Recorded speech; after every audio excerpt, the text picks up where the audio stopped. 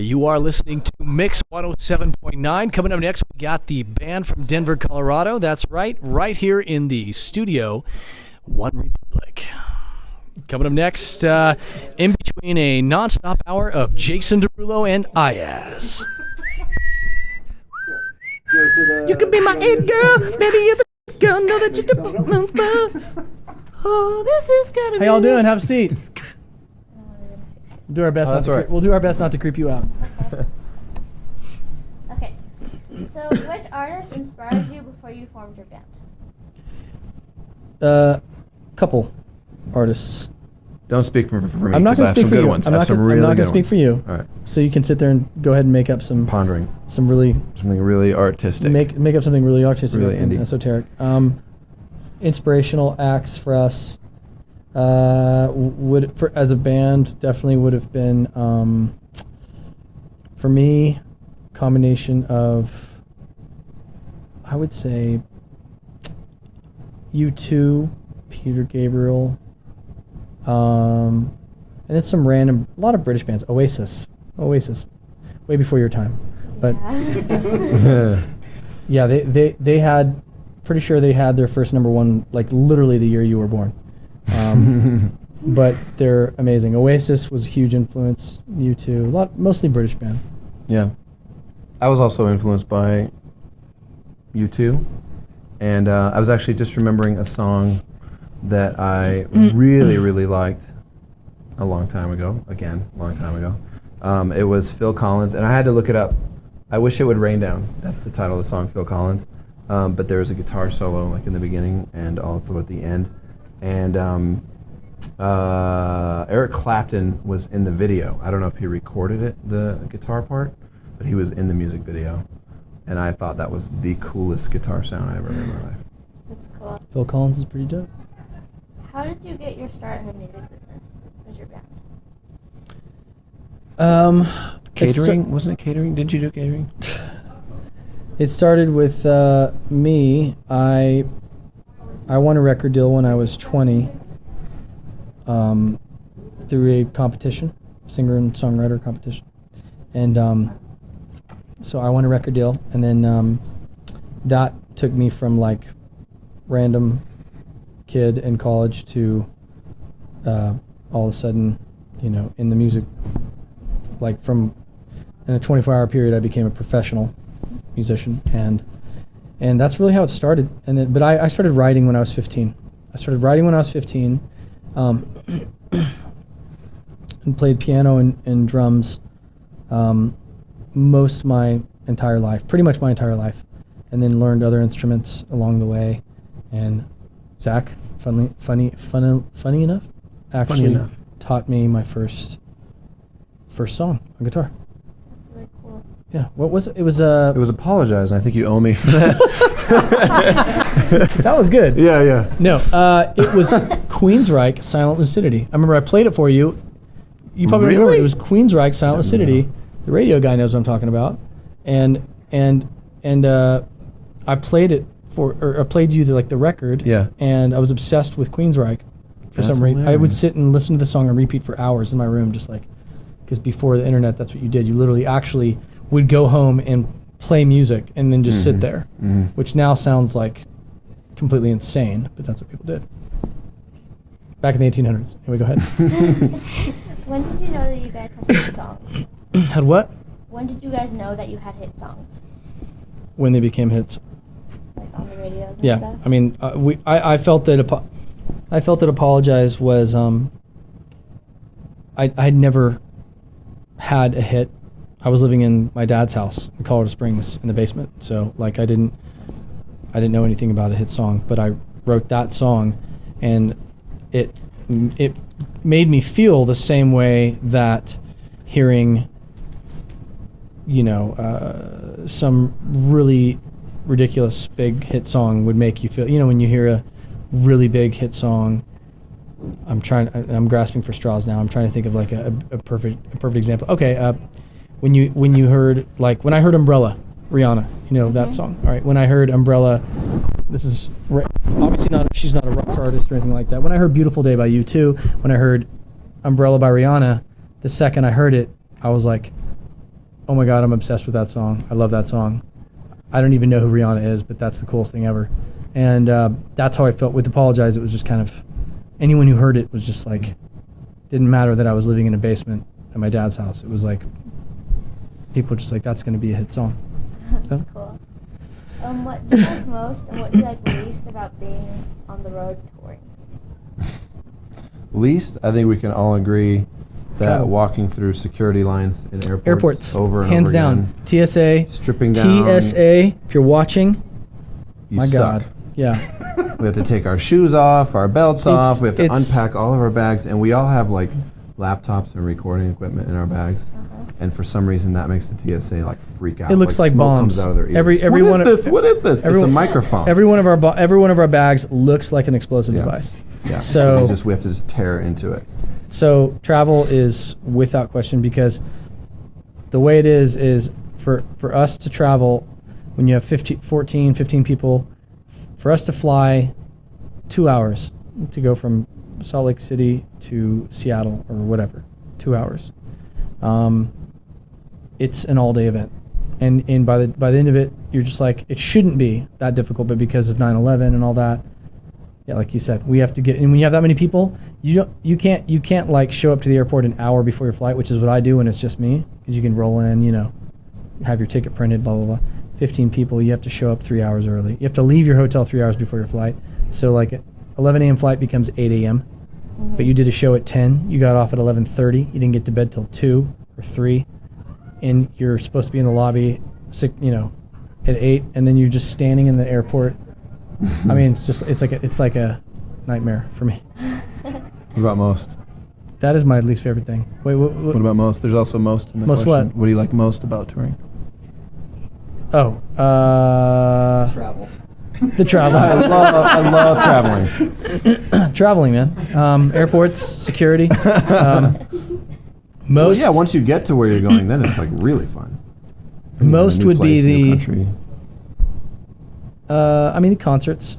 That's easily that's the obvious answer, and we also get. I mean, amidst all the traveling and all that, I always wanted to see the world when I was a kid, and we've been to, I don't even know, 50, 60 countries at this point, and 5 continents, and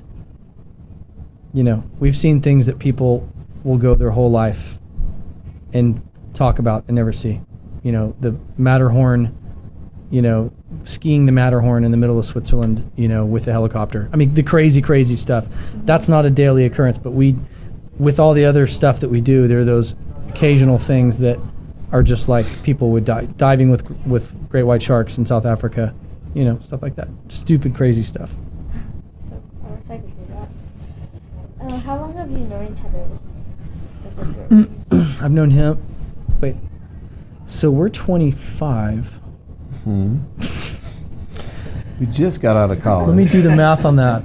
Is that 5 years? I've known Zach. Wait, how old are you? Me? 13? You're 13? I've known Zach 13 years. Wait. When were you born? 1998. No. 98. More. More. I've known It was Zach. 96, 97. It was No. 96, 97. 96, 97. I've Yeah, known Zach senior year of high 14 school. and a half, 15 years. A year before you were Half born. my life. I've known him half my life. That's insane. My world. Yeah. Older, yeah. How long have you guys known the rest of the band? I met Drew. I met Drew. Did I meet you when you were actually playing in Colorado? In Colorado. It would have been 02 or 03. I felt like I met you one time because when you came to LA, I already knew who you were, Right. and I recognized so it you. would have been 02 or 03. Yeah, 2002. So whatever that is, 9 years. 9 years. And then most of the guys I've known for. Brent is the newest member. I think we've known him 5 years, 6 years. Yeah, I think it's still like 6 or 7. We could ask him, but he's sleeping. Yeah, 2000. Oh, 2006. Yeah. Sleepy Brent. Dude, should pour peanuts all over him. We should pour peanuts on. Brent had too much Kool-Aid. Yeah.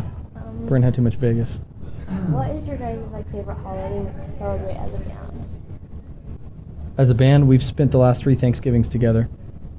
We spent last Thanksgiving in Zurich, and they cooked us a traditional American Thanksgiving meal. It was the best Thanksgiving I've ever had by far. Then we had Thanksgiving before that was in London at a pub, and that was amazing. Thanksgiving, Yeah. I would say, because that's the one. We always end up spending Thanksgiving together. Not this year though. Christmas is usually with our friends or our family. Yep. That's cool. Not this year. What do you like to do when you're not touring? Talk about touring. So, like, I'm joking. So nerdy. I write songs for. I wasn't gonna say for a living, but I don't know if that's weird to say. Another living. Another living, or a second living.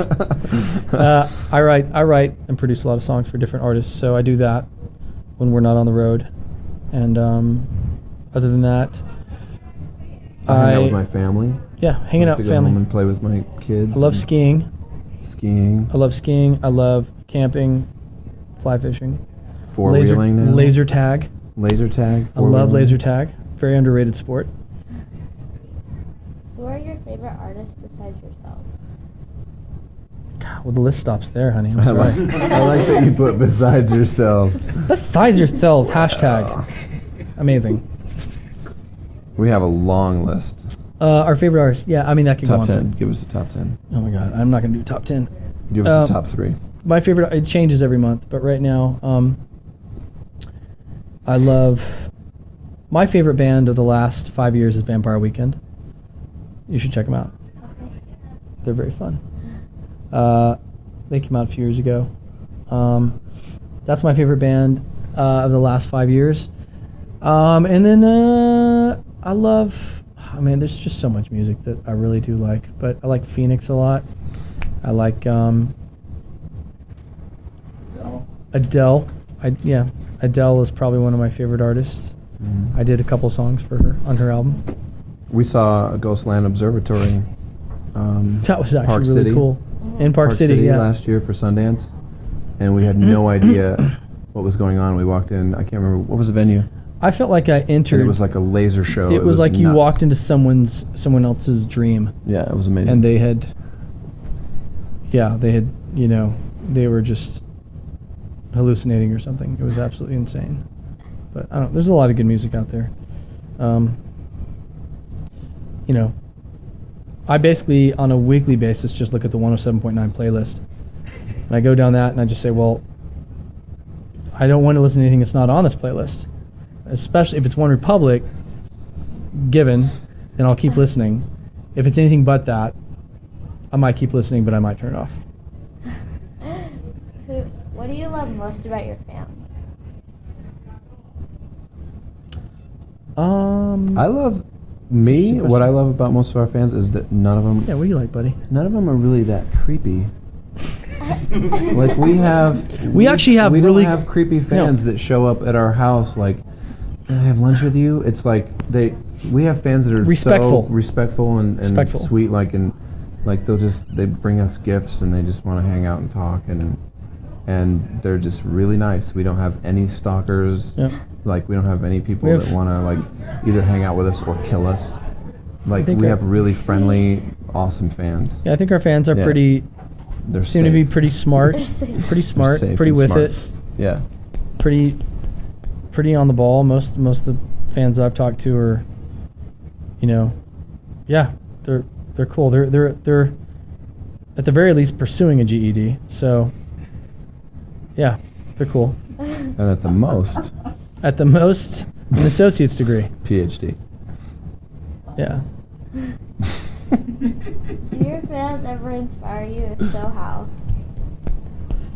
Yeah, we had a fan that came by to our show how many days ago in San Francisco, whatever, this week. Today's Wednesday, right? So they came by, it's like 3 or 4 days ago. It was last weekend. So, and this particular fan had leukemia and was had a very he was 31, has a kid and a wife, and then got cancer, and really, really bad, blood cancer, and ended up beating it because of, and he used one of our songs, Good Life, as his theme song every single day. That was on his playlist, and that's what inspired him. This is going to be a good life. I'm going to keep living. This is not going to kill me. And he ended up beating cancer and surviving. And so people like that, we have quite a few people that have really crazy stories involving one of our songs. So he's definitely one of them that's very inspiring. Live each day like it's your last, that kind of thing. It's really cool. Actually, Yeah. Saturday's not Wednesday. That's an opinion. You're entitled to that opinion. I'm not going to argue with you. I'd probably win, but I'm not going to argue. It's a he fact. says it's a fact. It's a fact. Zach, since when do we ever? He's a rule breaker. Since when do we ever consult you on dates? Well, I know it's in my BlackBerry. It's not me. Are you sick? No, I was sick on Wednesday, but now it's Saturday and I'm better. Okay, that's good. Those are all my questions I have. Your guys' Good new questions. song was so cool. Oh, thank you. You guys are amazing at this. Thank you. Appreciate it. Next time will be a longer concert. They won't have this curfew, 10 p.m. It's a Saturday night. Saturday night, Utah. Come on. Let's bump that. Let's bump that to 11. Yeah, those permits are weird. Yeah. Pesky permits. Pesky permits. You too. That's 107.9. That was OneRepublic in a live interview backstage with a concert winner. Coming up next, we got 20 minutes commercial-free music. We're going to kick 85 minutes commercial-free music. Bye, guys. 85. We're going to kick it off with a 60-minute block of Kesha. For all you Kesha fans out there, keep it tight. Followed by Lifehouse. Y'all have a good day. Talk to you in 85.